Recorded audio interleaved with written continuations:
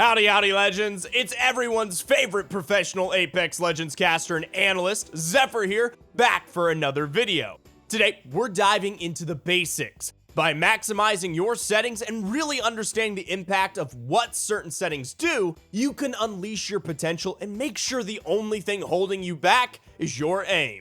What is crucial as we head through some of these settings is that if you do choose to make some changes to anything, there will need to be an adjustment period for you to settle in.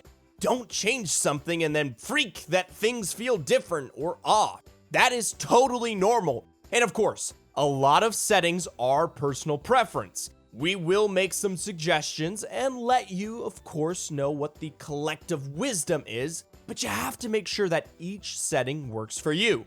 Crucially, you should know why you use a setting. Let's get into it after our question of the day. What sensitivity did you use before this video? Let us know in the comments down below. Personally, I use a 3 sensitivity on an 800 DPI.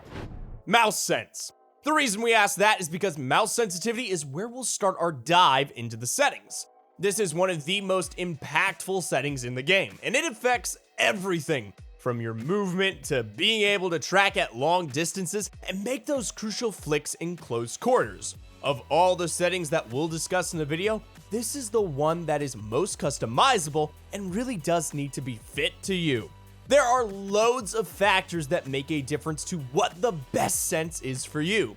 Think of it like football. Not all professional footballers wear these same football boots, right? There are popular choices and you could head out and pick up the same pair as your favorite player, but just because Lionel Messi wears a certain type of boot doesn't mean that there are no other good choices that would fit you better. So, we can't just head over to a top pros chat, type !sends and crack on here. Let's run over the principles of what helps you choose the best sense. First of all, aim style. How do you use and maneuver your mouse? Some players aim with their whole arm, making big sweeping movements. On the other hand, some players tend to move only their wrist. You can, of course, learn to swap between the two, but finding a sense that suits your natural aim style will be much easier. Wrist aimers will prefer a higher sensitivity to allow you to change targets or make quick movements without having to move your whole arm. On the opposite end of the spectrum, arm aimers can use a much lower sense as they have a lot more room for a range of movements and can easily make those large sweeps that you need when playing on a much lower sense. Another key factor is your mousepad sense. No matter how you aim, you need to make sure that whatever sense you use suits the space you have available. You could have a huge desk-sized mousepad or only a small square to work with. A general rule is that sweeping across your whole playable mousepad should turn your character about 200 degrees in-game. If you are a wrist aimer, factor in the full curve of your wrist as it can go. Now, this is only a general rule, but if a full sweep turns you less than 180 degrees in-game, you should think about some adjustments so you can turn around in one direction quickly without running out of pad space and having to pick up and move your mouse. You should also consider your mouse DPI. Everyone bangs on about the in-game multiplier because that is the most important factor, and they're right. But this doesn't apply in one crucial situation: menus. That includes looting a death box. Using the in-game multiplier can get you to any sense from any DPI pretty much. So consider DPI separately and adjust the multiplier accordingly. You need to think about what DPI will allow you to loot fast, particularly those snappy shield swaps in clutch situations. Too slow or too fast on the DPI can make those very difficult. But we aren't quite done. We have 2 settings to check.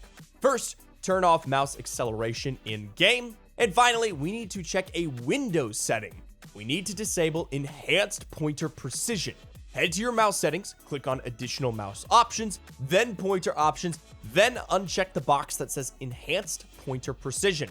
Having this enabled essentially gives you mouse acceleration that changes your DPI at times, which can really screw with your aim in any FPS game. If you're serious about improving, head on over to ProGuides.com where you can access all of our courses and bootcamp content for just $7.99. And if personalized coaching is more your speed, you'll get 10% off any session with any of our pros. Check out the link in the description and let's go. FOV. Next, another crucial setting, field of view. This can make a really big difference to your in-game experience, affecting what you can see and your aim. Now, the default setting is 90, but most pro players play at 110 FOV, which is the maximum. Now, why do they prefer this? Frankly, for information. The more you can see, the better it is in a lot of situations, especially with audio in Apex being, well, let's say, hit or miss. The more you can visually see, the better. The most noticeable drawback from the higher field of view is aim, especially at longer ranges. The higher FOV is almost like a zoom out. This means that when aiming at long distances, you are shooting a smaller target. However, there is a reason why a lot of professionals use 110 FOV, because they feel that the trade-off is worth it for the extra information. It also makes you feel like you're moving a lot faster, which is a bit weird at first. Display settings. Now, when it comes to display settings, we have to make a choice here. We can either focus on aesthetics or performance. You can ramp up your settings to make the game look pretty, and to be fair, Apex is a really nice looking game when everything is at maximum. But this will come at the cost of your FPS. Even if you have a 4090 supercomputer with RGB fans and a built-in cup holder, you'll still find that the maximum settings can cause some performance issues. Or we can dial those settings down to maximize our frame rate. Having a good FPS and a high refresh rate monitor can really make a difference to your aim on M&K.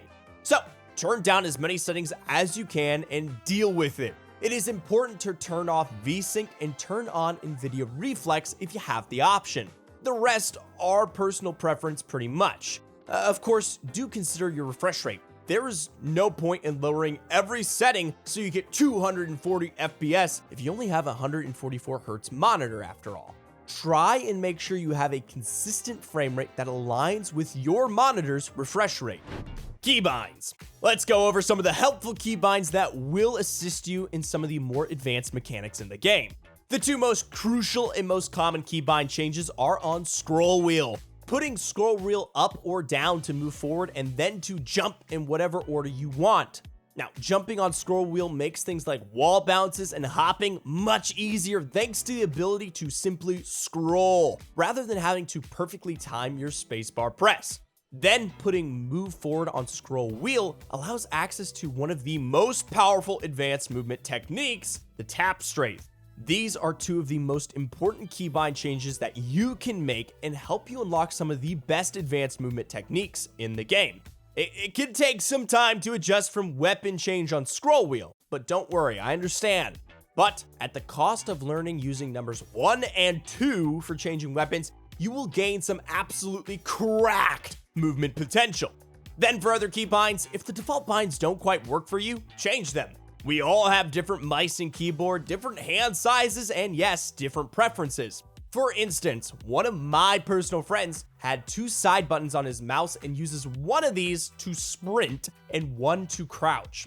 Now, a lot of you here will be thinking, Zephyr, what the heck, man? Why are you friends with such a freak? Now, but for him, it works, and it's just personal preference. So try stuff out, experiment, and find things that work for you and help you take an extra step in game.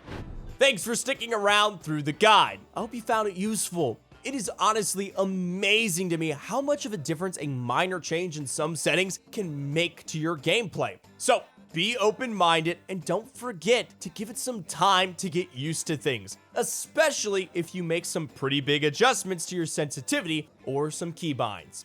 That's all from me for now. I'll catch you next time.